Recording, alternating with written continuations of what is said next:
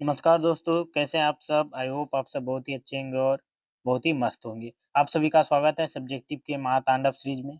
आज के इस वीडियो में हम भूगोल यानी ज्योग्राफी का ऑल वीवीआई सब्जेक्टिव क्वेश्चन लेके आए हैं, जो कि 10 फरवरी का एग्जाम होने वाला, उसके लिए बहुत ही इंपॉर्टेंट है। तो आप लोग इस वीडियो को शुरू से लेकर अंत तक जरूर देखिए, क्योंकि उसमें इतने जितने भी सब्जेक्टिव क्वेश्चन है वो बहुत ही इंपॉर्टेंट और जैक बोर्ड एग्जाम 2024 के लिए बहुत ही आने की ज़्यादा संभावना है। तो चलिए बिना देरी के क्वेश्चन की ओर आगे बढ़ते हैं और आप सब इस वीडियो पर बने रहें। लास्ट 2 क्वेश्चन वो बहुत ही इंपॉर्टेंट है, लॉन्ग प्रश्न, ठीक है? पहला प्रश्न है हमारा, कच्चा माल पर आधारित उद्योग के 2 उदाहरण दीजिए। तो कच्चा माल पर आधारित पहला मेरा 2 उद्योग है, जूट उद्योग और चीनी उद्योग। दूसरा है हमारा क्वेश्चन नंबर 2, टिस्को का पूरा रूप क्या है या टिस्को का पूरा नाम क्या है? तो टिस्को का पूरा रूप Tata iron and steel company है। क्या है? टाटा आयरन एंड इसके स्टील कंपनी, याद रखिएगा। मोस्ट इंपोर्टेंट प्रश्न। अगला मेरा 3 प्रश्न है। प्रश्न नंबर 3, कि द्वितीय क्रियाकलाप से आप क्या समझते हैं? ये प्रश्न जो है 3 मार्क्स में भी कभी-कभार पूछा जा सकता है। जिस क्रिया द्वारा प्राकृतिक या फिर प्राकृतिक संसाधनों का रूप बदलकर उन्हें मूल्यवान बना दिया जाता है, उन्हें क्या कहते हैं? उसे द्वितीय क्रियाकलाप कहते हैं। जैसे विनिर्माण, बुनियादी ढांचे का निर्माण शामिल है, ठीक ना? अगले प्रश्न नंबर 4। प्रश्न नंबर 4 हमारा, कि किसी एक लोहा और इस्पात उद्योग का नाम बताइए। ये अति लघु उत्तरीय प्रश्न है, ठीक ना? किसी एक लोहा इस्पात उद्योग का नाम बताने बोला है। तो भारत में एक प्रमुख लोहा इस्पात है, ये जमशेदपुर में स्थापित टाटा लोहा इस्पात उद्योग। आप सबको पता है, मोस्ट इंपोर्टेंट वीवीआई प्रश्न है, याद जरूर कर लीजिएगा। अगले प्रश्न है प्रश्न नंबर 5। प्रश्न नंबर 5 क्या है, कि कुटीर उद्योग के 2 उदाहरण बताइए। तो कुटीर उद्योग के 2 उदाहरण, पत्थर पर नक्काशी और मिट्टी के बर्तन बनाना, या फिर जो आप बता सकते हैं कि ये जो मिट्टी का बर्तन बनाना, और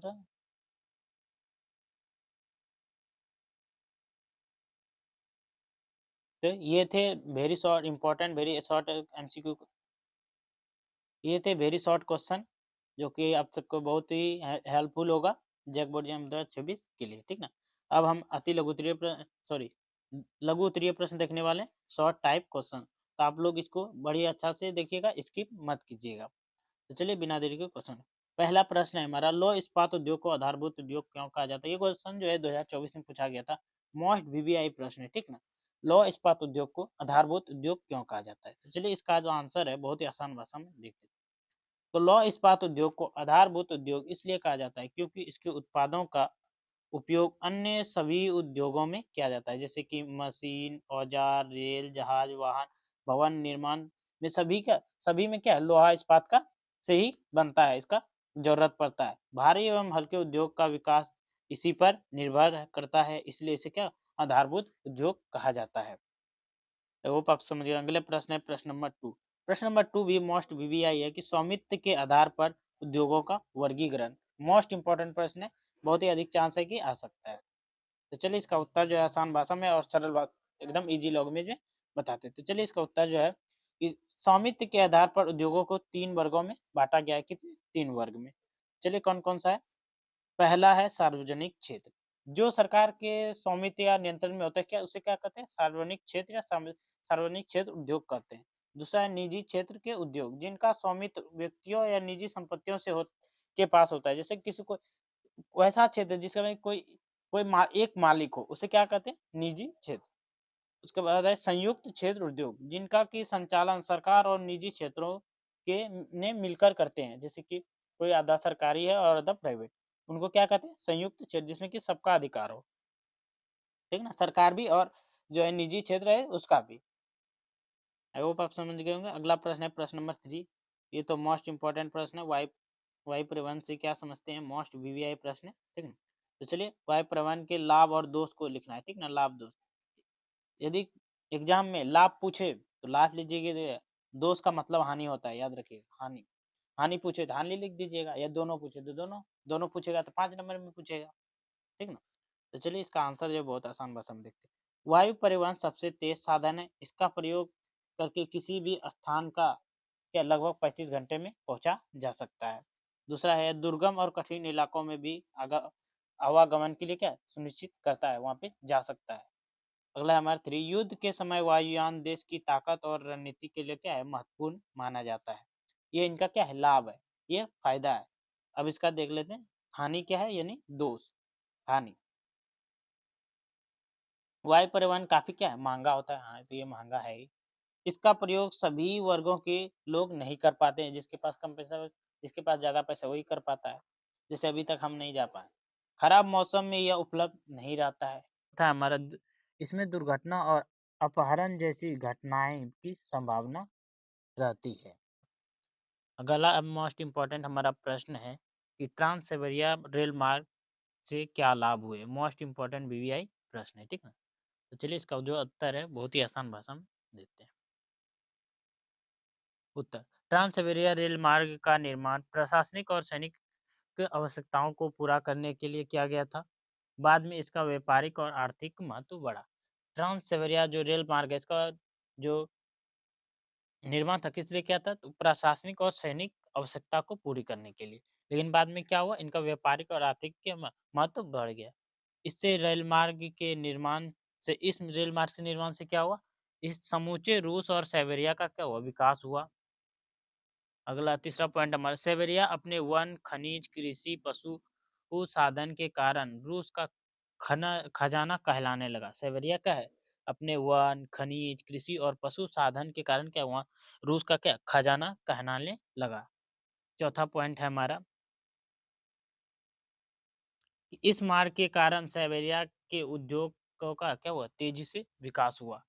पांचवा है परिवहन भार बढ़ाने अ, परिवहन भार बढ़ जाने पर लगभग सारे मार्ग को डबल लाइन बना दिया गया ताकि ज़्यादा ट्रेन और माल यात्री आसानी से चल सके। देखिए, परिवहन का जो भार है वो बढ़ जाने पर क्या लगभग जो सारा जो मार्ग है वहाँ पर जितना भी है वो डबल लाइन है, ठीक ना? ताकि कि ज़्यादा ट्रेन चले, ज़्यादा माल जाए, यात्री सामान ज़्यादा जा सके। आई होप आप समझिए। अगला प्रश्न है हमारा मोस्ट इम्पोर्टेंट प्रश्न है कि दूसरे परिवहन की अपेक्षा पाइपलाइन परिवहन की 4 सुविधा बताइए, अथवा क्वेश्चन यह पूछा जा सकता है कि पाइपलाइनों का परिवहन के संसाधन के रूप में महत्व स्पष्ट करें, या फिर क्वेश्चन ये पूछा जा सकता है तीसरा कि पाइपलाइन परिवहन की किन्हीं विशेषता का वर्णन करें। तीनों प्रश्न में भी कोई भी प्रश्न है आपको आंसर एक ही लिखना है, और मोस्ट इम्पोर्टेंट वीवीआई प्रश्न है। 100% बोलते ये क्वेश्चन आने वाला है, ठीक ना? पाइपलाइन परिवहन वाला, ठीक। तो चलिए इसका उत्तर जो है हम आसान और सरल शब्दों में आपको बताते हैं। आंसर, पाइपलाइन परिवहन एक आधुनिक रास्ता और भरोसेमंद परिवहन साधन है। इसका प्रयोग मुख्य रूप से पेट्रोलियम यानी तेल, प्राकृतिक गैस के परिवहन के लिए किया जाता है। अब इनका जो है विशेषता और महत्व बताते हैं आप सबको। पाइपलाइन परिवहन तेल और प्राकृतिक गैस के लिए क्या है? उपयुक्त साधन है। इसमें परिवहन लागत कम होती है। इससे समय की बचत होती है और आपूर्ति तेजी से होती है। इस चौथा पॉइंट है, पाइपलाइन को भूमि के नीचे तथा समुद्र के नीचे भी बिछाया जा सकता है।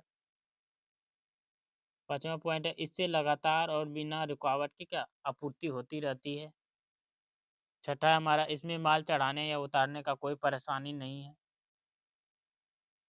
सातवां है, पाइपलाइन परिवहन के से प्रदूषण का क्या खतरा क्या होता है? बहुत ही कम होता है। इसे दुर्गम और उबड़ खाबड़ क्षेत्रों में भी बिछाया जा सकता है।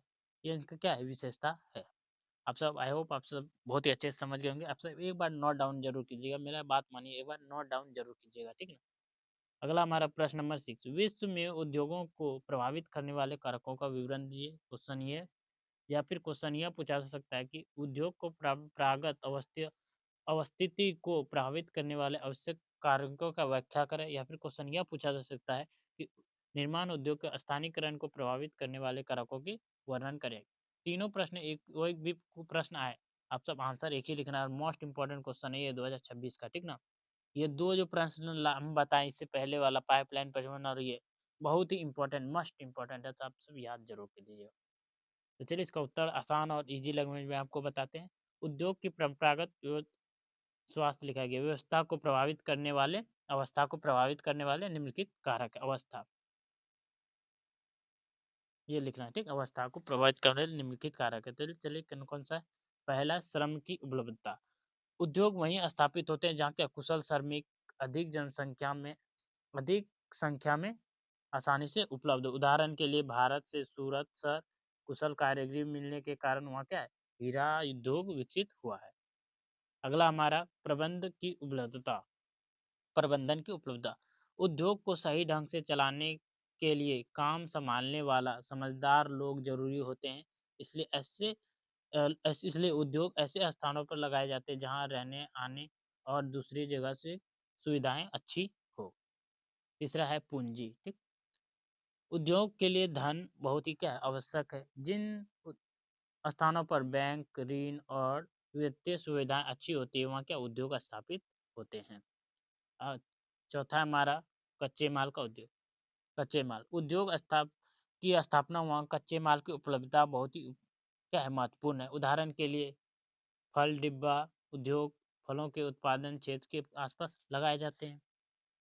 पांचवा है हमारा परिवहन के साधन। जहाँ पे क्या है, परिवहन का साधन होगा वहाँ पे क्या है, जहाँ पे कच्चे माल को कारखाने तक और तैयार माल को बाजार तक पहुँचाने के लिए क्या है, अच्छे परिवहन की साधन की आवश्यकता होती है। इसे आर्थिक दूरी भी कहा जाता है।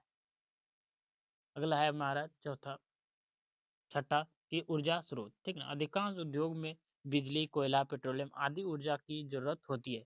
इसलिए उन उद्योग उन स्थानों पर लगाए जाते हैं जहाँ क्या ऊर्जा आसानी से मिलता हो। अब जाहिर सी बात भाई, जहाँ पे पेट्रोलियम, गैस, बिजली आसानी से मिल जाएगा, लोग वहीं उद्योग बनाना चाहेंगे। अगला हमारा जल की उपलब्धता। कुछ उद्योगों में बहुत ही अधिक पानी की आवश्यकता होती है, जैसे लोहा उद्योग में बहुत अधिक जल जल के क्या लागत लगता है। इसलिए उद्योग को नदी या जल स्रोतों के क्या आसपास लगाया जाता है।